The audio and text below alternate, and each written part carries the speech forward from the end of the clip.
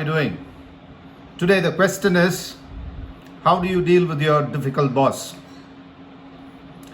In an ideal world, we would always have fantastic managers, bosses who helped us succeed, who made us feel valued, and who were just all around great people. Unfortunately, that's not always the case.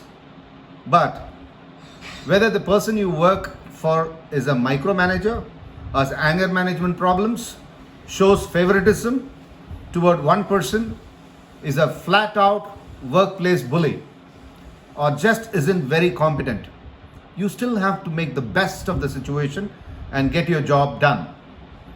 To help out, I have gathered the best suggestions from around for dealing with a bad boss. Try one or more of these tips to find some common ground with your boss, or at least stay sane, not insane. Number one, make sure you are dealing with a bad boss.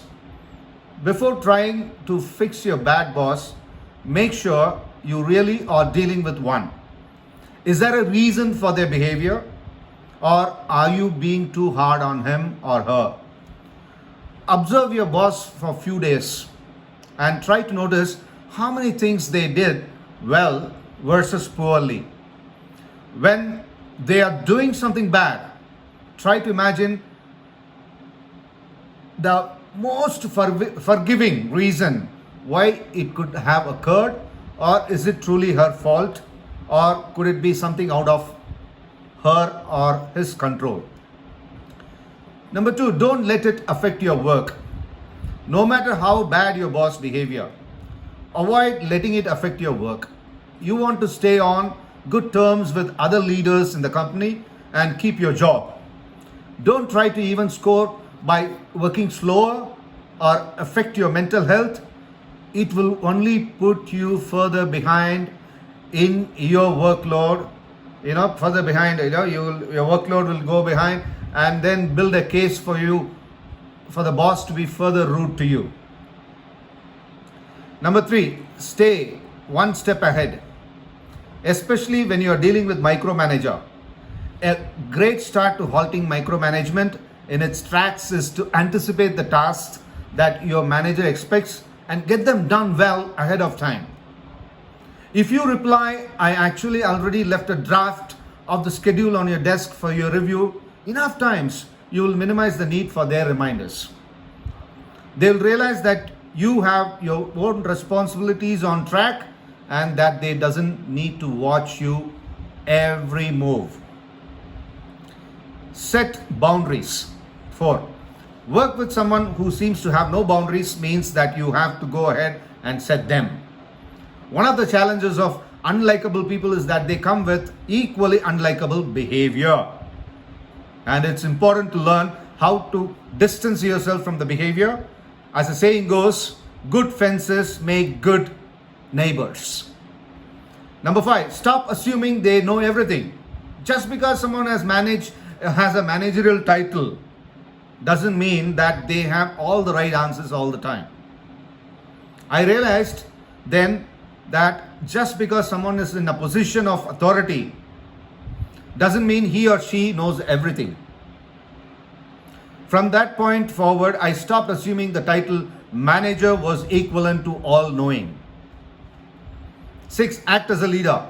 When dealing with an incompetent boss, sometimes it's best to make some leadership decisions on your own.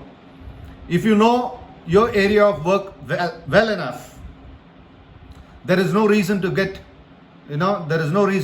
not go ahead creating and pursuing a direction you know will achieve good results for your company. People who do this are naturally followed by their peers as an informal leader. Management, although may not be your direct boss, will notice your initiative. Of course, you don't want to do something that undermines the boss, so keep him or her in the loop. 7, identify triggers.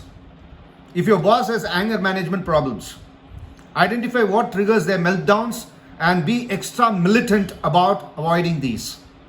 For example, if your boss starts foaming at the mouth, if you arrive a moment after 9 a.m., plan to get there by 8:45 every single day. 8. Use tips from couples theory.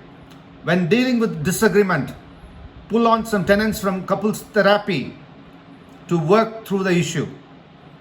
I said couples theory, it's not theory, it's couples therapy. Simply repeat back to him what he said and ask, is that what you meant? A standard trick ripped from couples therapy. If he agrees to your recap, ask him to tell you more about it. When you repeat someone's perspective back to him or her, you give him a chance to expound and crucially to feel heard. Last but not the least, avoid future bad bosses.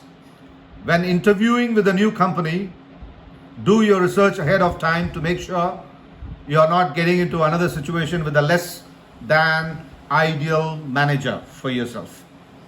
Have coffee or lunch with one of more staffers at the new company. Ostensibly, your purpose is to learn general information about the company and its culture. However, use this opportunity to discover as much about your potential boss as possible without appearing creepy, of course. I hope this helps to deal with your difficult boss or bad boss. If you have any questions, please WhatsApp me the question. I will answer your questions, and my WhatsApp number is +91 99 000 19655. And I've also written a book, Happy and Joyful Workplace. If you do like to grab a copy, just WhatsApp me. Please do subscribe to the channel for more videos. Like, share and comment. Thank you. Have a wonderful day. See you soon.